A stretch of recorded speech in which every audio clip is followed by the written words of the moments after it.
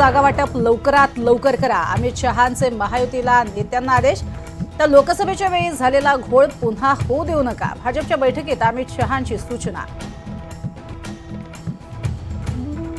सगळे सोयऱ्यांना आरक्षण न्यायालयात टिकणार नाही, ग्रामविकास मंत्री गिरीश महाजनांचा दावा. राज्य सरकारनं 10% आरक्षण दिलं, मात्र जरांगेंचं समाधान होतच नाही, गिरीश महाजनांचं वक्तव्य.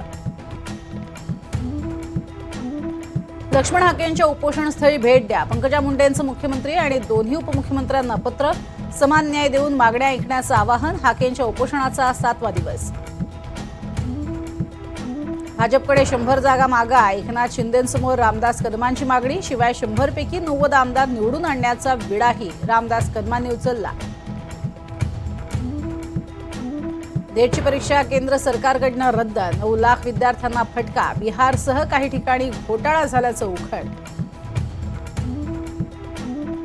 पालघर जिल्ह्यातल्या वाढवण बंदराला केंद्र सरकारची मंजुरी. 76,000 कोटींची गुंतवणूक होणार, 12 लाख रोजगार निर्मितीची शक्यता.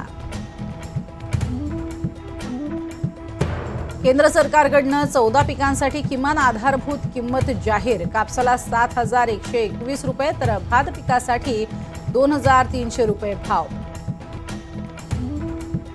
तिथीनुसार शिवराज्याभिषेक सोहळा आज. 351व्या जयंतीनिमित्त नागपुरात जल्लोष. सोहळ्याचा अनुभव घेण्यासाठी मोठ्या संख्येनं नागरिकांची उपस्थिती. किल्ले रायगडावरही जय्यत तयारी.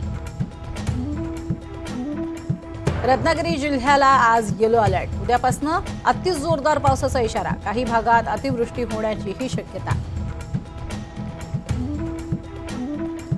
हज यात्रेत उष्माघातानं मृत्युमुखी पडणारा आकडा 900च्या वर. सर्वाधिक मृत्यू इजिप्तच्या नागरिकांचे. भारतीयांचा आकडा 68 वर.